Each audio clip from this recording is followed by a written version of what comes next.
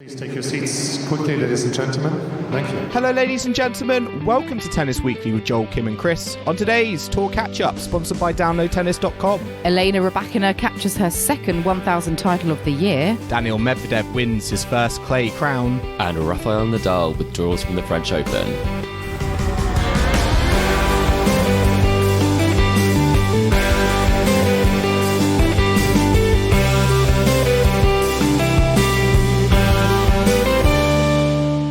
Kim, Chris, today is the 21st of May and we are here to catch up on the week in tennis at Tennis Weekly HQ. The Italian Open is over. Daniil Medvedev is your men's champion and Elena Rybakina is your women's champion. We're going to be talking about the quarterfinals, semi-finals, finals, all of the business end of the tournament. We're going to be also talking about Andy Murray and Rafael Nadal withdrawing from the French Open. Simona Halep's second doping charge. Very big news earlier this week. And lots to look forward to. We've got another set of tournaments just around the corner, just before Roland Garros gets underway. But I've got to ask, first of all, Kim, I've just said Rafael Nadal is withdrawing from the French Open officially. How have you been coping with that over the last few days? Oh, well, I've had a few drinks. I'm just about getting over the news. I've actually Tequila? had a PIM. Well, PIMs actually, okay. in anticipation of Wimbledon. But yeah, the sun is very much set on Rafa's 2023 season. I'm just glad he hasn't, completely retired, as I was fearing. So, we'll get onto it later. But yeah, it could be worse. I've had some whiskey today just to get over Andy Murray's withdrawal from the French Open. So I'm glad we're on similar wavelengths. I just had a cup of tea, Kim. That's all I've had. I mean, there's been quite a few sort of injuries in Rome. It feels like, there might be some more withdrawals before the tournament gets underway, in about a week's time. But it hasn't all been doom and gloom. We have had some good tennis. There's been some fun things as well from the past week. Chris, what's caught your eye on the tennis circuit over the last couple of days or so before we get into the details of the final weekend in Rome? Well, one player that I'm pretty sure won't be withdrawing and probably will make the semi-finals and maybe not making it further is Maria Sakkari, who has been engaging in one of my favourite things, which is a bit of Twitter banter. She responded to someone on Twitter who made a tweet about Kudermetova going 0-8 in her last 8 semi-finals. So really putting her on blast there. And then Sakkari responded saying that she's unbeatable in the fact that her record actually is better than that when it comes to semi-finals. So I think at least she's aware, but I'm also slightly concerned that she is maybe seeing some of these things that people are saying on Twitter because it isn't always the kindest to Maria. I mean, if you can laugh about it, though, that shows that she's sort of taking it with a bit of humour, and maybe that's the way of dealing with a disappointing record. And it just also means that we just need a Kudermetova-Sakkari semi-final on the tour to happen. What is going to happen? They can't both be losers. That's going to be a final set tie-break. And it's going to be the longest tie-break ever played. It will just go on and on and on and on. And then one of them will get the new queen of semi-final flop mantle officially. I quite enjoyed seeing a bit of banter there with Sakkari stepping in. I thought that was a nice touch there, actually. And Joel, I think you also saw something on the news that sort of made you kind of chuckle this week. Yeah, this took me by surprise a little bit. It was Pep Guardiola, who is in football. He's Manchester City's coach, and he was on record this week saying clinching the Premier League title is like serving for Wimbledon. And I was like, oh, that's a nice little reference, little crossover between football and tennis. But I don't think it sort of worked out the way he thought it was going to, because Arsenal lost to Nottingham Forest yesterday, and it basically meant that Man City didn't actually have to play to win the title. So I don't feel like that is necessarily serving for Wimbledon. He must have broken to win Wimbledon. Oh, there that we sounds go. Like exactly. It. Yeah, that didn't feels have to like serve it out. A default Arsenal default. double retire. faulted. Oh, double faulted, yes. Yeah, On it's championship point. Arsenal double faulted on championship point down to. I hope someone in his like press conferences is saying, just to clarify, what did you mean by serving for Wimbledon title? Because it sounds like it was given to you on a plate, and he continues the analogy. Yeah, I mean, Guardiola is carving out his own status, isn't he, in Premier League and Premiership titles, much like Wimbledon, multiple Wimbledon champions. Yeah, so very true. he obviously Very true. sees himself on a par with the likes of, Federer, Djokovic, perhaps. Maybe he's one of a big three of football managers. I don't know. He's eyeing up a spot, Kim, maybe in the Royal Box this Well, summer. Maybe that's yeah. what he's trying to do. Yes, that's Has he been it. to Wimbledon? I wonder if he'll sign Carlos Alcaraz, the the other Carlos Alcaraz. Alcaraz. Just on the subject of football and tennis worlds merging. I bet Guardiola is also a Rafa fan. I mean, he's got Of to be, course. right? Who isn't? Spanish. Well, quite. Well, quite a few people actually, but not us. On the subject of Rafa fans, actually, this person's a Rafa fan. Caroline Garcia, she likes Rafa a lot, I believe, and she's been on holiday this week. And I quite liked her. I follow her on social media. She was doing a bit of sunbathing and swimming, having some nice food, and seemingly she seems to like Russell Crowe movies because she said she was watching Gladiator and Cinderella Man. So I thought, Okay. would you want to go to the cinema with Caroline Garcia? Is that your sort of movies? Do you think she'd be a good Preparing for the French, cinema surely. companion? That feels like it's getting ready for an epic French Open. A battle. She's got a battle on her hand. She's gonna, fight her way to the title. But I feel like I don't often watch films on a beach holiday, so I think maybe a bit more court time before Roland Garros might be a slightly better move, Caroline. But Yeah. No, she needs to get through all of Russell Crowe's filmography instead. Yeah, we'll have to when we next see her at an event, Wimbledon or wherever, we'll have to ask her how the movie marathon maybe is she going. was Perhaps. inspired by Rome and Gladiator. That could be it, Oh, actually. yes, That's probably that the might link. be. That would be Yeah. it. Well, talking of Rome, let's get on to the action because we've had the men's final today and we've had a first-time winner. Daniil Medvedev has won the title. It's not just his first title. Broken the universe, Kim. Yeah, I don't know. understand. People can't believe it. It's not just his first title in Rome, though. It's his first clay court title of his whole career, which is quite something. He beat one of your faves, Holger Rune, 7-5, 7-5. Could have easily gone to 3 sets. This one, Rune was sort of breaks up, wasn't he, in the second set? But Medvedev rallying back to get it done in 2. Joel, you watched this match quite recently. It's not long since it's finished. What did you make of this? Medvedev getting a clay court title.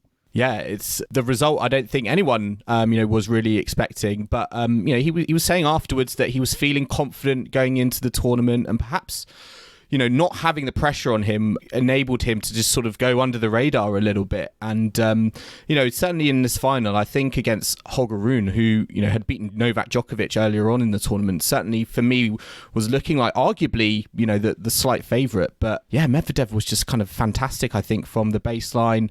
I would say Rune was maybe a little bit guilty of just sort of getting into kind of these baseline rallies from the back of the court. And we know Medvedev's movement is second to none on the tour. And I think that really, really helped him, particularly I think in the big moments in that second set, because it really probably should have gone to 3 sets. But again, all credit to Daniil Medvedev to get it done in straights. And he's certainly now, I feel, put himself into conversation of, who knows, potentially being a French Open champion.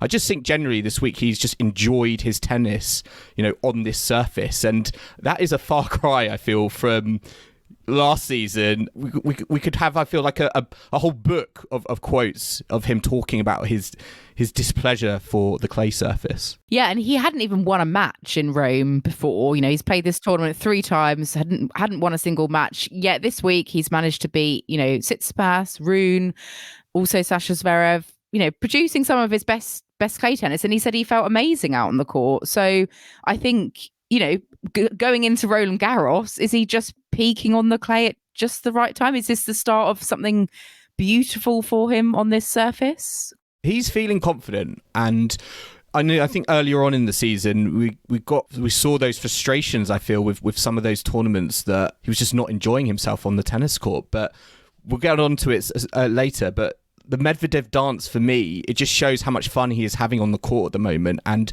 I think a relaxed Medvedev is when he is at his most dangerous. Yeah, Chris, did you see much of the dance? Because I'm trying to describe the dance for listeners who may not have seen it, but it's kind of quite hard to describe. But he did something similar before, didn't he? It's a bit of a sort of a corkscrew sort of move. It's a bit of a wiggle. It's quite lower body heavy. Okay. I think it's hip action. Yes, I think I'm not sure he hits the club regularly based on what I saw, but as you say, it did like he was having a good time. But he did caveat that he had his best ever week on clay, he did say, one of his best ever week. So I think he did say that there probably is a spot reserved for a surface he prefers, because I think he would still stand by the phrase that every bounce on clay is a bad bounce.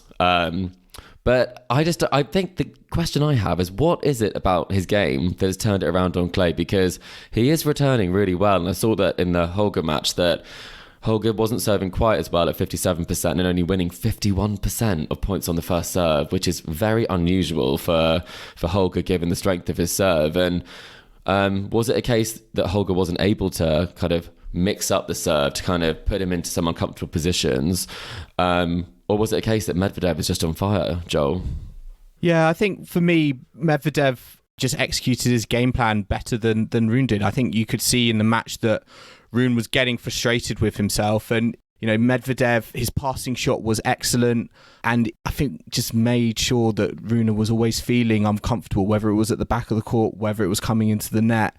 And although I think Rune maybe could have used the angles on the court a little bit more, we've seen that Medvedev's kind of movement, I think from left to right, is so good that he doesn't necessarily need that much time when it comes to the ball. His shot selection, we know his defense is incredible, but it was really, I think, him turning that defense into attack that I think maybe caught Rune a little bit off guard. I think we know Medvedev so much as such a wall-like octopus at the back of the court, but I think for me this week what we've seen is he hits his ball a little bit heavier. There were some stats that were brought up that he's added a bit more kph to his ground strokes, and turning that defense into attack on this court surface has not necessarily come easy to him in the past. It's been a learning experience, and he's shown that, I think, for me, this last couple of weeks in Rome. Do you think the slow courts are helping as well? I was going to ask that quickly, because if you are able to kind of hit the ball a bit harder, it normally means you've got a bit more room to do that. You've got a bit more cover on the ball, and it feels like against someone like Medvedev, who's returning so well and is hitting the ball harder, that maybe Holger lost a bit of patience in some of those key moments because you're being hurt and you're also finding it hard to get the ball through the court. I think there's definitely something to be said for that. And I think going into Roland Garros, be hoping for a bit of rain there and a bit of maybe some soggy courts there. I know there's two roofs. Well, there's at least one roof at Roland Garros, isn't there? I think there's two now. But I think if the similar playing conditions, then we should be talking more about Medvedev. He is the leading player on the ATP Tour now in all categories for this season. 6 finals, he's won 5 of those. He has the leading number of wins on tour with 39. I mean, the stats are all in his favour, really. Does this make him a genuine favourite for the French Open in your eyes? I mean, I'd still put Djokovic as above all favourite, given his record. I would agree. I don't think you can discount him. We haven't seen his best in this clay season, but you can't, when it gets to Grand Slams, they are a different kettle of fish. So I'd still say Djokovic and Alcaraz. But Medvedev, I think, he's won a Grand Slam before, he's got to finals. Why not? I mean, Sharapova did it. Sharapova compared herself to being like a cow on ice on clay, and then she picked up most of the highest number of Grand Slam titles at the French. She won it twice and won each of the other ones once. So I think it can happen. I think Djokovic is the favourite. I think there are a few other players in the mix as well, but who's to say he can't? I mean, his first ever clay court title is Rome. He's going to be full of confidence, as you say, and I think we've seen Grand Slam draws can easily fall apart, and Medvedev isn't looking like he's falling apart this season. And Medvedev is now going to be the second seed at the French Open, and it could potentially mean that Alcaraz and Djokovic are in the same half which could be kind of big news. I know we're kind of dealing in hypotheticals here, but this result, I think, in terms of the rankings, it could help him when it comes to that draw being made later this week. Yeah, I think that's going to annoy maybe a few neutral fans, the sorts of fans that love like the popcorn match of Rafa and Novak. They would probably have been wanting a Novak Alcaraz final as a replacement almost.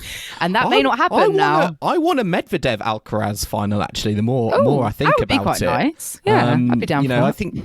I think again, we've seen Medvedev this week just come out and I think enjoy the way he's been playing his tennis, and I think he's really adhered himself to the crowd. I thought it was interesting when both players came out for the final. It definitely felt like they were more in favour of Medvedev, and I feel like he's such a unique, fascinating individual on a tennis court. He's certainly not going to have she's not going to be short of a few supporters or two, I think, when it comes to Paris. It's got to be Holger Alcaraz. I've got to keep going with Holger. Yeah, Surely. you're not losing the faith. I want the young guns in the final, the new era. Holger has been struggling a bit with injury, I think, this week. So maybe, wasn't physically at his best today as well. But hopefully that will be sorted out prior to Roland Garros. I still think he is very close.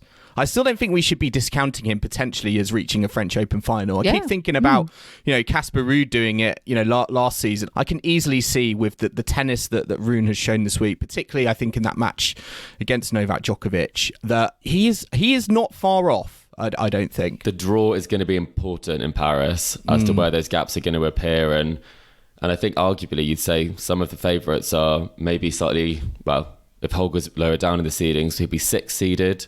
That's not someone you want to see in your quarterfinal draw, that's for sure. Absolutely not. We'll be digging into those draws later in the week when we do our French Open preview. But one person I'm wondering who is or is not going to be at Roland Garros is Stefanos Tsitsipas's mother, because she was told to leave his player box at the semi-final between Tsitsipas and Medvedev. And yet more issues between Tsitsipas and his parents, it seems. We've seen him before, I think, telling his dad to leave. He's been having a go at his dad in his box, before. But this time it was his mother. Joel, what did you make of this? And do you think the Tsitsipas and his parents it's an ongoing issue that just needs an end now, doesn't it? Yeah, this is not the first instance of this, and particularly I think this has been a very testing period, I think, for Tsitsipas on the clay. I mean, he's had some good results, but he's not necessarily reached his best level of tennis, I would say. And I do sometimes wonder if his family is a distraction in the box, and I think that was all to see. I think in in that match against Medvedev in the semi-finals. I know there was some talk around his mum talking in Russian, and Tsitsipas getting angry about that because if Medvedev could hear, he would be able to understand and interpret that. But it still seems to me what's fascinating is that this has been going on like over 2-3 seasons now, and there doesn't seem to be an answer to it. And if we're going to be talking about Tsitsipas winning a Grand Slam title, which I feel like we're further away from saying than at this point last season, then I think there's got to be a question around, does he need to get his family in order? He did reach the final of the Australian Open, we should point out, this year, and took Djokovic to 2 tie breaks. So I don't think it's a barrier to him kind of getting to those finals, but I do think that it is definitely something which has hampered his career and hampered him from progressing further. And kind of he has these moments where he plays fantastic tennis. We've seen it in previous finals in the French. But I do think, having seen and been courtside in Stockholm when he was playing, it was very tense. And I don't think it is necessarily something that's always conducive to a really positive effort on court and lifting his performance. I think it can swing it the other way. And if it becomes a distraction, then I think that is a problem. And I think that's something which we have seen multiple times. And I don't think he is going to change that. I think the family is obviously so important to him. He's always said it. But I would argue the same that you've said, that it is a big issue, and it might be the thing that is stopping him from, becoming what I think we all thought he would be by this stage in his career, a slam champion. It is tricky when you've got the parents so involved in your career. It must be really hard to tell them to take a step back. And this is the only way he can, I suppose, during the course of the match when he gets a bit frustrated. But I mean, let's look at the women's side of events, because we had a champion on the women's side who perhaps isn't the most natural clay courter. We wouldn't necessarily have said that she was, hands down favourite for a clay title, but Elena Rybakina has won Rome, her first Rome title, just like Medvedev.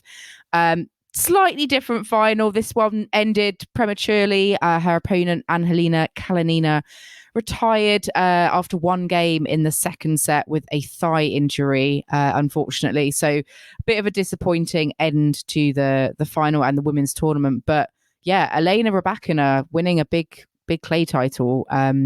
She came through that semi-final with Ostapenko, and also the quarter with Swiatek. She's had a lot of wins due to actually opponents retiring. So it's been a bit of a funny tournament all round on the women's side, I think. But Chris, what did you make first of all of Rybakina, and what you did see of her in the final, the one set that we got? Yeah, I think it was a bit of a mixed bag. I think clearly Kalinina knew that she'd had some really tough matches and needed to get it done in two. I think physically she knew that she was going to be struggling. You can see from some of the stats that she was really going after the second serve because she had to take that chance when she could. Rybakina just winning 40% of second serve points, winning 91% of first serve points shows that Kalinina was going for broke a little bit on that return because she needed that first set, and when she didn't get it and went down the early break, it was quite clear that she physically wasn't able to do it. So a big shame in that sense, because this is a career best result for Kalinina. In terms of Rybakina, I think she just outlasted the field. She did take Madrid off, and I think it just shows that what we've seen is that it's very hard to have a great tournament in Madrid and in Rome back to back, and that potentially the better thing to do would be to focus or prioritise one of those tournaments. And I think this does put her in really good stead for Roland Garros. She's got a bit of time now before it starts, and she was able to stay physically fit on court, and the rest of the field dropped like flies. I mean, she had a bye in the first round. She didn't have to play a full set in her third round. Obviously, the quarterfinal was cut short at 2-2 in the third. And then she only had to play a set in one game in this one. So it's unfortunate for the tournament because it has been a little bit lackluster when it's come to fireworks after that quarterfinal. And I think putting the women's final on at 10 p.m. did not feel right. I'm not sure what you thought about that, Joel. Yeah, it was not great. I completely understand from the point of view that the weather forecast for today has not been great, and there were delays, and they just needed to get it done, and it was a real, I think, uncomfortable situation for the players. I think they maybe sensed that this needs to be get done tonight. It's not going to be the most glamorous final. It's not going to be the most glamorous occasion for anyone. But yeah, it's just a really awful kind of situation that, again, I feel like even with better scheduling, it could have been done better. I think when we're going to look back on this season and look back on this final, no one wants to see a on-court presentation around midnight, and even that was that was quite chaotic as well. So for me, the final was more about the circumstances, the context before the match, and also after the match more than the match itself, unfortunately, because this to me was just, it makes me angry feeling like the fact that we had a women's final go out at 10-11 p.m. on a Saturday night, cold Saturday night, in front of not a full audience. Handful of fans, yeah. It's not depressing. Good. And it does feel like, in the context of the prize money being half that of the men in Rome, this is not a great advertisement for women's tennis.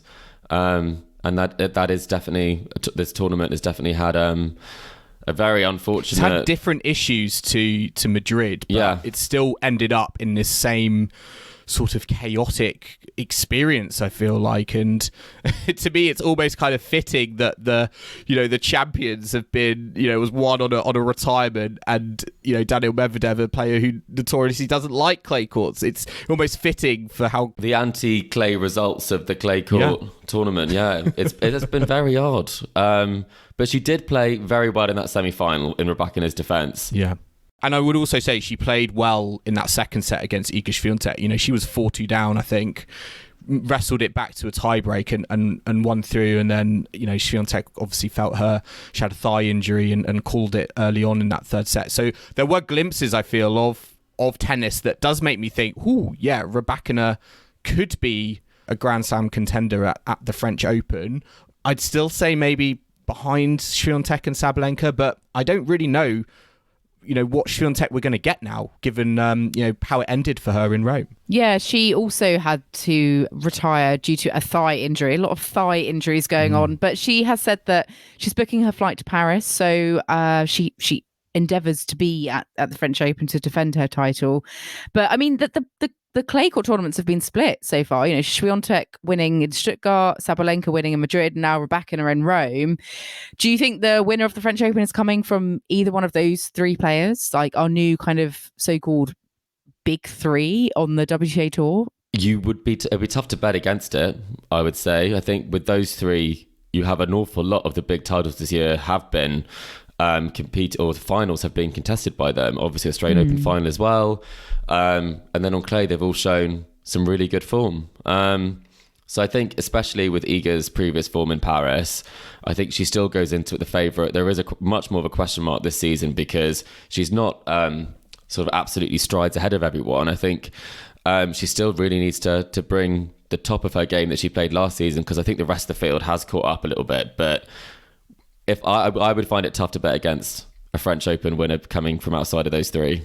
Yeah, I mean, do you think Elena Ostapenko might have fancied herself because she got to the semi-finals here and then, lost out to Rybakina? She wasn't very pleased, was she? Because she did, I think, she was caught calling Rybakina a rude word, which we can't repeat on the podcast. And I think Rybakina looked a bit puzzled by it. I mean, she stayed silent, true to form. But Ostapenko really, I think as much this week about, showing the best tennis, winning the tournament. I certainly think, you've had to, as a player, mentally, with all the kind of stop-start passages of play, all the rain disruptions, you've really had to be on top of it from that perspective as well. And we all know, I think Ostapenko loves a roller coaster ride. And although she, I think, left the court, I think 4-1 up in that second set against Rybakina, it looked like she had all the momentum going to a third set. She wanted to play on in the rain, whereas obviously Rybakina was like, hang on, I've got to prioritise my health and safety here. We've got French Open coming up, wanted to get off the court.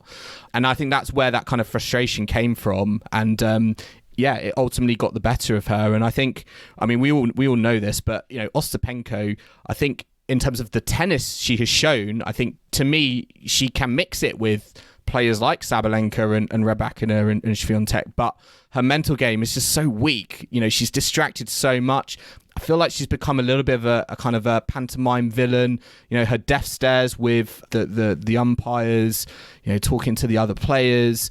It's really just distracting her from her game. And I do genuinely think she has also shown a level of tennis that, if we're taking the mental side out of it, focusing on the ball, she also, I think, could put herself up there. Yeah, I think she just needs to kind of professionalize her attitude a little bit more, because she's got so much talent, but it's almost like wasted in this like negative energy that we see. And some people love it. It's still great. It's still great. Yeah, it's still great to see on social media. Yeah, she does keep us entertained on that in that respect. But before we head off to a quick break, let's to sum up our coverage on the Italian Open in Rome. One word from each of us, I think. How would you describe the past 2 weeks in Rome, Joel? I think chaotic. I think Madrid as well was chaotic for different reasons, but I just think this 2-week format, there are a lot of things that need to be ironed out for this to be viable for next year. To think, we're going to be rolling this out on more Masters events. I think we're going to need a lot of evaluating and assessing of these two tournaments in order to get like a blueprint best practice version of that ready for 2024. That was more than one word, Joel, I have to say. Sorry. Okay, one word, chaotic. Right, Chris, one word. Lackluster. Oh, I like that one. Yeah. I'm going a bit more meteorological and I'm saying soggy, but I think there's going to be a roof in 2026. So I'm going to end on a slightly positive note that they are going to get a roof for Rome. It has been an odd one from that perspective because there has been a lot of rain. I don't remember this much rain ever falling in my time as a tennis fan watching Rome. And as a result, understandably, everyone's like, where's the roof? We need a roof. this to me feels like an abnormality as opposed to the norm, like it was at Wimbledon. Do you still think like it's like, yes, you definitely need a roof based on this one event and the rain that we have had? They might be using the site for other events throughout the year, so it might be more of a kind of all year round, all use thing. And I don't know, with climate change, freak weather, lots of rain, they've had terrible flooding in Italy, so I think it's a good investment. I think I just want to see happy players, and I think it's been quite a shame watching a lot of players playing conditions they don't think they should be playing in, and then the referees saying, well, we have to, basically. And so it has felt a bit like a struggle at times, and I think it's kind of taken some of the shine off some of these results, because it's pretty clear that this is not ideal conditions, whether you're playing at 10 p.m. or whether you're playing under what people think is heavy rain. For Ostapenko, Rybakina, we saw it with Musetti and Tiafoe, and it is having an impact on the results, and it is kind of causing a bit of a problem. So I'm all for a roof at any tournament. Good for the fans, good for the players. On that note, let's take a quick break now, but do join us in the second half, where we'll be discussing Rafa Nadal confirming he is out of the French Open and plans to retire after next season. Simona Halep being handed a second doping breach.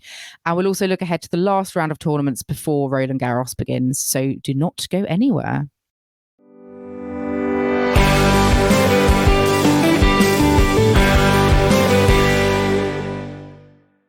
Welcome back to the Tennis Weekly podcast, sponsored by downloadtennis.com. And now we're going to move on to a mysterious player. We had our longest ever path of the courts last week, so we need a bit of a break. So we're going to do a mysterious player. And I believe Chris has got one for myself and Joel to compete at this week. Yes, indeed. I got the brief, which was, last one was very long. A nice, easy, mysterious player, in order for everyone to this is going to go longer, get a little bit of time, but it could be a long one, to be honest. It's going to be epic. Another epic on the cards. We're doing a back and forth mysterious player, which is the first time that we've done this, I think, this season. So you both get a guess each time I give a clue. And then we'll flip a coin to see who goes first with the guessing, which could be an advantage or could be a disadvantage, dependent on if Kim goes first or if Joel goes first. That's how I see it. I'll let the listeners decide which way would be the advantage. So I will reveal a series of clues, and then we will do the guessing. So heads or tails? Kim. Oh, thanks. I'll go heads. Okay. I'm flipping a coin. You can't hear it, but it's happening.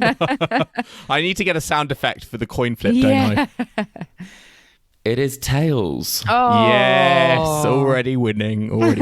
I will choose to go first. Okay, right. Is everyone ready? Mysterious player, head to head, back and forth. Yeah, let's do it. We'll start in traditional manner with a date of birth.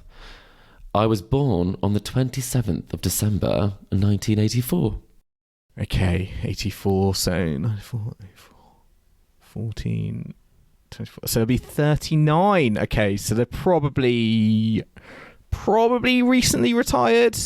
I think they'll be 38, Joel, actually. 38, sorry. He does get the maths wrong. Yeah, maths not my strongest suit. 38. Will they be lurking on the tour still? David Ferrer. It's not David Ferrer. Oh.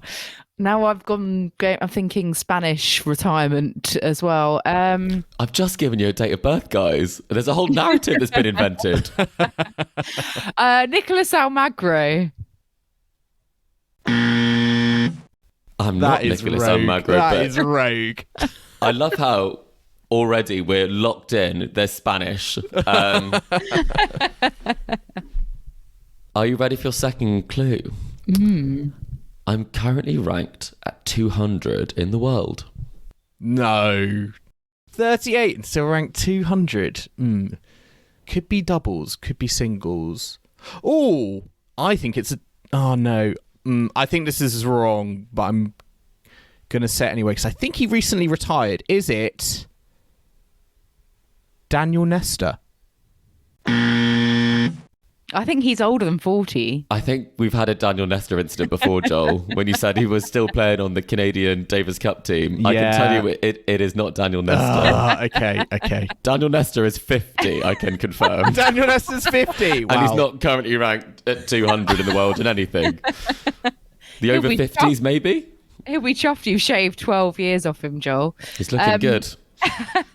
I'm gonna think. Chris loves his WTA. I think I'm gonna assume he might have chosen a female player for us. Barbora Strycova. I know she's still playing doubles, but she could be 200 in singles, maybe. Ooh, so you think we're revisiting a mysterious player? She is younger. She's been a mysterious player before. She was almost a mysterious player the other week, but I can tell you that is an incorrect answer. Yeah. My next clue is that I've had wins over Djokovic, Nadal, and Federer, all of the big three, which I think maybe Barbora hasn't. No, that would be going some, wouldn't it? In the mix, maybe. Has won matches across all the big three and is still on the radar. Oh yeah, to still be ranked and have that. You wanted a tricky one. It's a tricky one. I don't think he's this old, but he certainly fits that bill. Marin Cilic?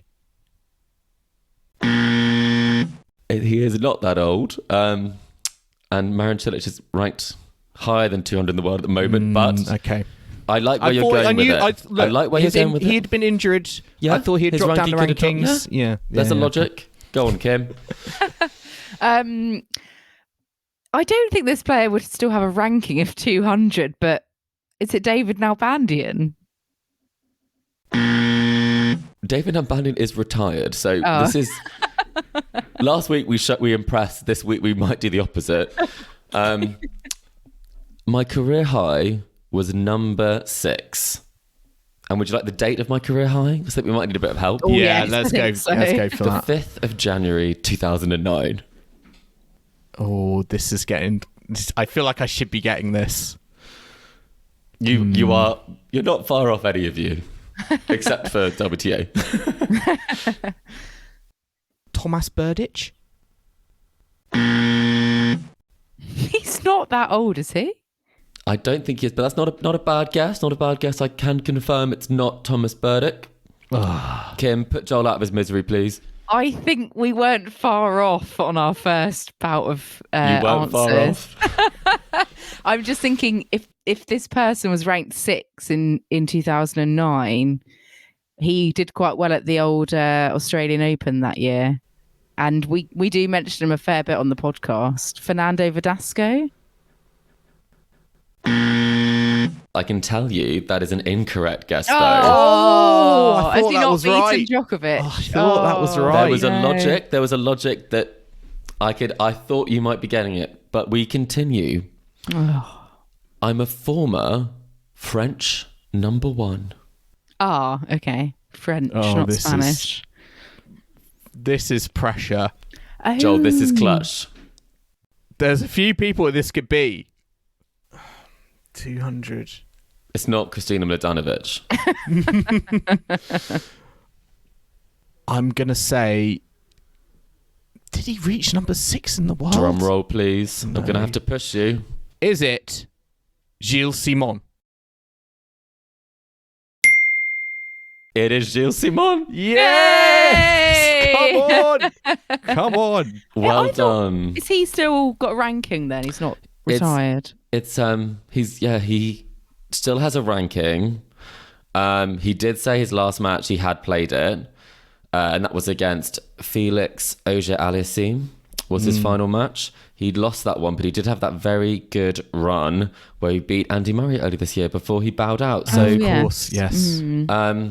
He did beat all 3. He actually won his first 2 matches against Roger Federer. He had a 2-0 head-to-head, which is quite impressive. He won those matches at the Tennis Masters Cup in China and also at a Masters in Canada. Look, can we forget that? Can we just bask in the fact that I have won a mysterious player? I can't remember the last time. Has that actually happened before? I don't actually think it has. Would you have got it though, Kim? I was debating. I was gonna say Songa actually. Okay, I'll so give you the no, win then, Joel. Yes, Yeah. well done, Joel. Very well done. You One can of dine your out on favourites this as well. for at yeah. least a week. Let's have a look at what's in our mailbag. And actually, we do have a short apology to make. We mistakenly said that Ben had got in touch with us last week when it was actually Saif. So Saif, thank you so much for getting in touch last week. Here's a shout out and apologies. We messed up the name there. Thank you for contributing as always. This week I think we've got Tom on Twitter. Stephanie is Tom this week, I think, who has asked us to comment on John Millman's words. John Millman basically this week wrote a column, I think in an Australian newspaper, about equal prize money on the tour. He said that to achieve equal prize money between the men and the women's tours, there needs to be one umbrella body, and that based on previous performance, that should be the ATP. So John Millman making waves with some statements there. So Tom wants to know what we make of this. How do we think equal prize money on the tour can be achieved? And do we think that the WTA has underperformed as a governing body relative to the ATP? Gosh, I mean, there's quite a lot to unpick. Joel, I'm going to go to you first on this. What do you think? Or what do you make of John Millman's comments? Yeah, really fascinating, because I think we talk about this sort of ideological state of equal prize money on the tour. Yes, I know it exists at Grand Slams, but we talk about it on the tour, and but we don't necessarily, I feel, talk about how do we actually achieve it. And, I agree with him in terms of, I think there needs to be like one umbrella body. I'd love to see that in the future. I know we're seeing the WTA and the ATP be more collaborative, particularly over the last, few years. But I do think the ultimate end goal of that would be to join forces as one. So I agree in that respect. And as a result, I do sort of think at the moment, I look back on some of the WTA's decision making, and yeah, I sort of agree that, they aren't necessarily, I wouldn't necessarily say fit for purpose, but certainly I think there's been a few missteps there that hasn't necessarily, I think, portrayed and represented, their athletes in the right way. I think about kind of Steve Simon, the WTA CEO, and his comments around Ukraine and putting Serenko into a panic attack. And sometimes I think some of the the governance is it on point? The stuff around China as well, going back to China, that could be seen as a misstep. So I do think there's questions there on the WTA and sorting their act out, because there are certainly things out there that I think people could point to and be like, yeah, you're not performing as well as you should be for the amount of talent that you have, I think, at your disposal. Chris, do you agree with Joel? Yeah, I think it is a case that the WTA clearly is underperforming. I think there was some massive interest in women's tennis with Serena Williams over the last few years. And there's been some really great stories there where they've been kind of outselling tickets at the US Open for Serena matches.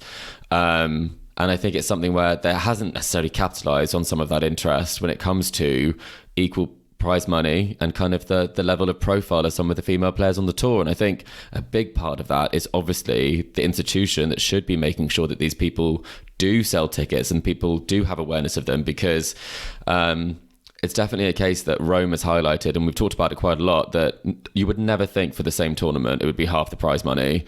And that does say that something's going wrong, whether that's the negotiations with the tournament, whether that's not being able to get the sponsors. I do think that it has to be a joint effort. So I do agree there. I don't necessarily think that it has to be the ATP. I think it has to be something that's much more joined up and player-led, I think, in many ways, which does make me think, I'm not saying this is the answer in any way, the Professional Tennis Players Association is obviously a joint effort, and it's something that does have players like Ons Jabeur, it does have Paula Badosa, it does have several high-profile female players who are also attached to it, as well as Novak Djokovic. And I think there's obviously a need for that. Otherwise, why would Djokovic have left the ATP Player Council and set up this body? I think it was because of things like this, and this is something he's spoken about recently. So I think it's definitely a case that the WTA is not making great decisions. And I think when it comes to what success looks like, I think we have to think, what is that? Is it prize money? Is it attracting prize money at all costs? Because the WTA have tried, as we said with China, to make good decisions, which haven't always actually been something they've been able to stick to, and they've had to reverse those decisions. So having support of the ATP and having a joint body is what everyone has been saying for so long needs to happen. And I think it's just one of the few things that fans cannot understand, because it should just be a united body for tennis. Yes, so we're quite in agreement with John Millman, it sounds like. I think that would make logical sense, wouldn't it? You could still have, WTA kind of representatives working within a united body, because obviously there will be things that are, more pertinent to different tournaments, female different players exactly. and what have you. So it's not saying that, suddenly going to lump them all together necessarily. But yeah, I think there's definitely value to that argument. So thank you, Tom, for getting in touch. Definitely quite thought-provoking. And, well, who knows what will happen governing body wise as the years progress. But thank you for getting in touch, and do remember, listeners, if you've got any questions for us, we do always love to receive them, so just get in contact and we'll do our best to answer them. That brings us on to all of the other bits of bobs of news that's come out in the last few days. We know that Rafael Nadal had a press conference on Thursday at his academy in Manacor, where he announced that he will not be playing in Roland Garros this year, and that he's going to stop for an undetermined length of time, and that next year is going to probably be his last year on tour as a professional tennis player. I mean, he didn't know exactly. He doesn't know how long he's going to be out. He's going to just stop practicing for a few months, but I think it's very much, by the sounds of it, kind of a play by ear, see how he's feeling, because he has been trying his best to practice and get back to where he needs to be, but it's just physically he's not ready to compete, hence pulling out of Roland Garros. Joel, when you heard this news, was it a surprise? Were you sort of expecting this? Do you think we're going to see Rafa back 2024? Yeah, I did. I was sort of maybe like some of our other listeners, I was filled with dread, I feel, when I woke up in the morning, with this uncertainty. Yeah. It was like I almost couldn't get to sleep. I was just having all this uncertainty in my head around what's happening, with Rafa. And we were recording and our last episode, and it did dawn on me that it could be a bigger news story than just Roland Garros and missing the French Open, which is a huge story in itself. But we're going on beyond that, and I think it's nice to hear that his plans and his ambition is to come back and be back with us for 2024. I think his idea is, to celebrate, almost as a celebration, and go to tournaments that have played such a massive part in his career, and almost kind of give back in that sense. And I'm absolutely would love to see that. I'd love to see him, obviously get back to Grand Slam title contender. I've got no idea in terms of what level he's going to be able to come back at, but I think it's just great, I think, to hear that he still has ambition to come back to the tour, and yes, maybe he might need some wild cards along the way if his ranking does drop, but to get that sort of, I think, celebratory tour, and it not just be kind of a moment that it's defined by something else, like his body, ideally. Yeah, I think it would be nice to have like sort of a celebratory tour that goes around the world, because we know he's such a global icon. He's not just going to be there to celebrate, though. I think this is the whole point of what he said, is that he wants to play those tournaments, but he wants his body to be at a point where he can be competitive in those tournaments. I don't think it's like like an Elton John farewell tour, which we know you enjoyed, Joel. I think it's much more, less a celebration of his career, more he wants to give himself a final shot to play these tournaments. Like, he's not just going to be turning up, as he said, kind of, and looking to put himself in a position he doesn't like to be in, not fit playing these tournaments. And he had to do that most of last season and still picked up a couple of slams, which was, again, one of the most unbelievable stories in sports I think I've ever seen. But I tell you what, watching that press conference, I wish I'd paid more attention to GCSE Spanish. And we needed Kim to translate, because it was very hard to find out, is he retiring? What was the message about 2024? But I put the question to you, Kim. Do you think that his body will be able to recover for 2024? Or is this a holding sort of statement to kind of allow him the time to figure things out? And there might be a bit of a Federer announcement coming, or a Laver Cup, or do you think this final season will happen in the way that he hopes it will? Yeah, well, Benito is his press guru, so they may have kind of come up with this. I think it's a reasonable statement. You know, I think he's just being honest. Like he's been trying his best, but it's just not working. There's too many problems. They can't find a resolution to the issue that he had in Australia, got in Australia, and you know, he's just been in a lot of pain. Even though, you know, since the end of the pandemic and since COVID, especially. I mean, I think he's managed pain throughout his whole career. We know he's had injury issues on and off before.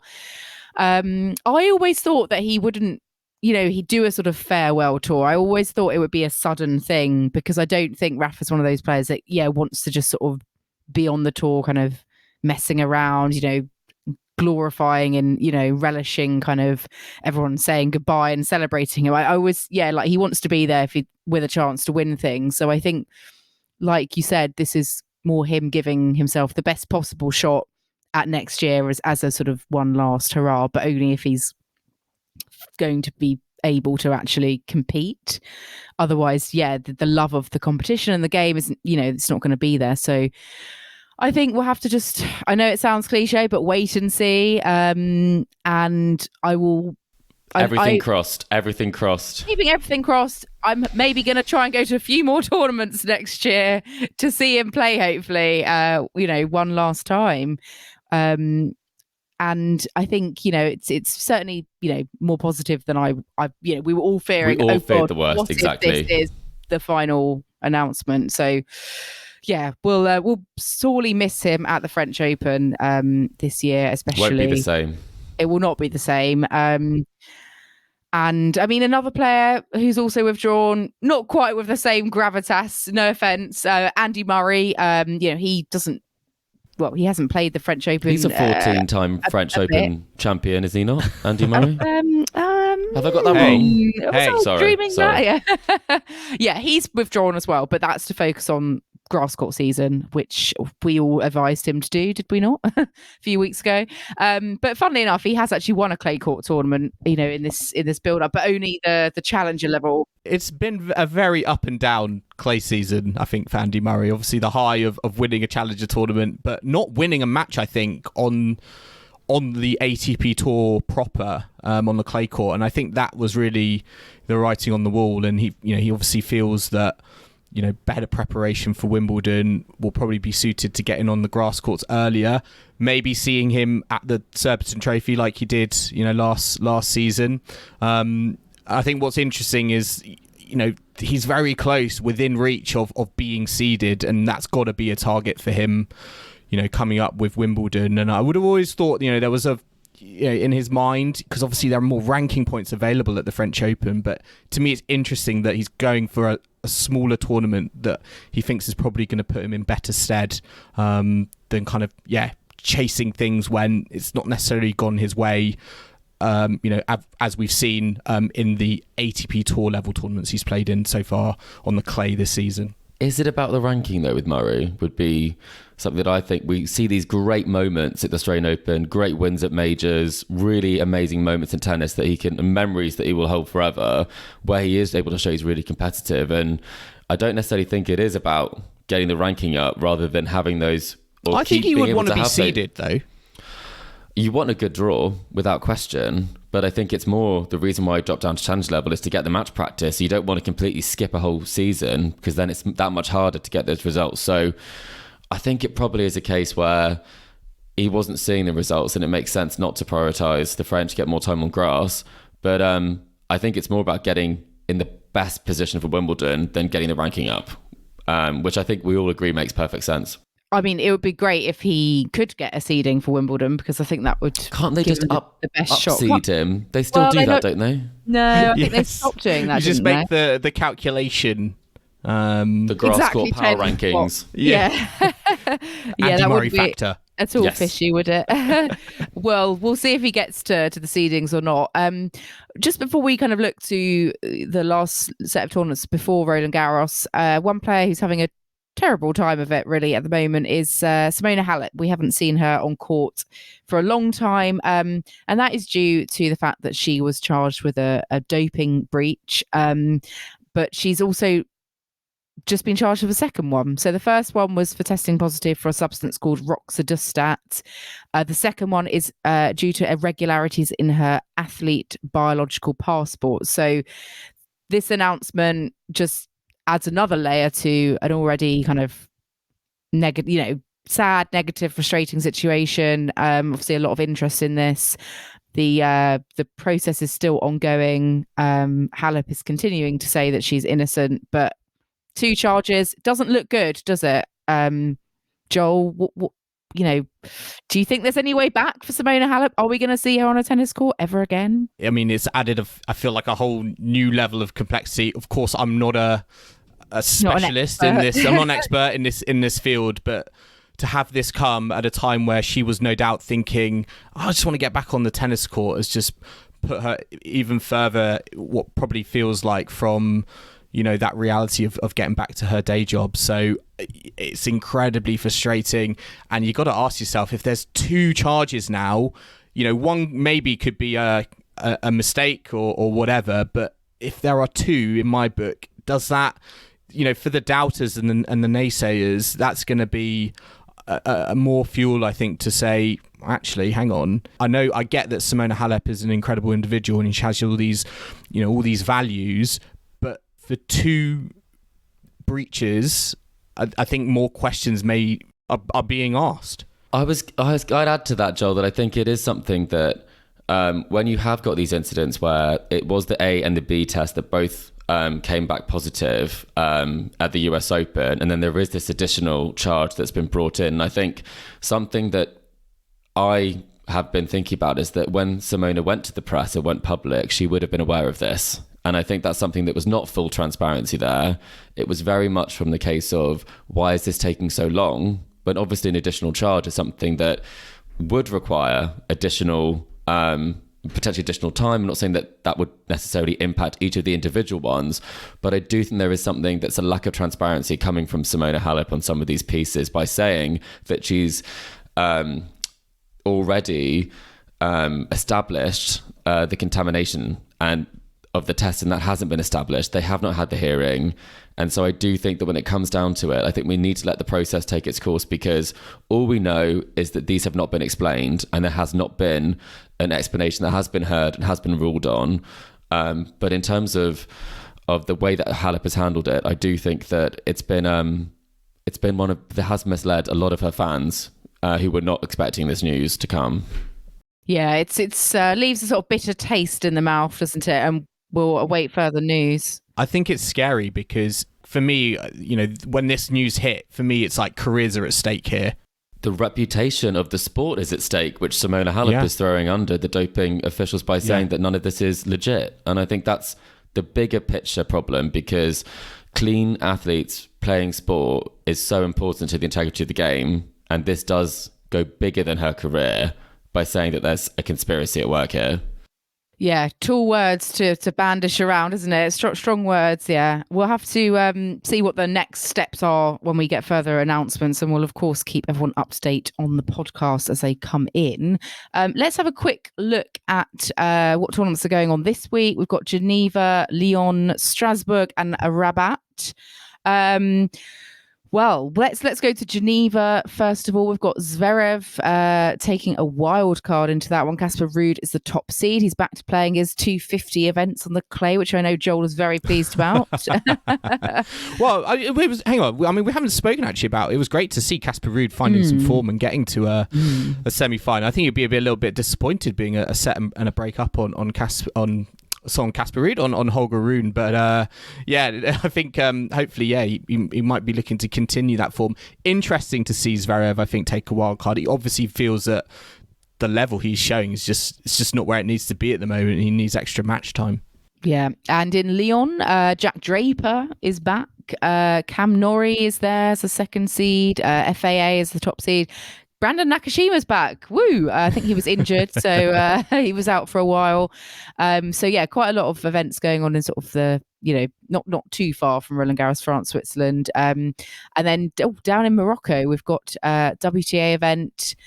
Sloane Stephens, Chris. Second seed. Yeah.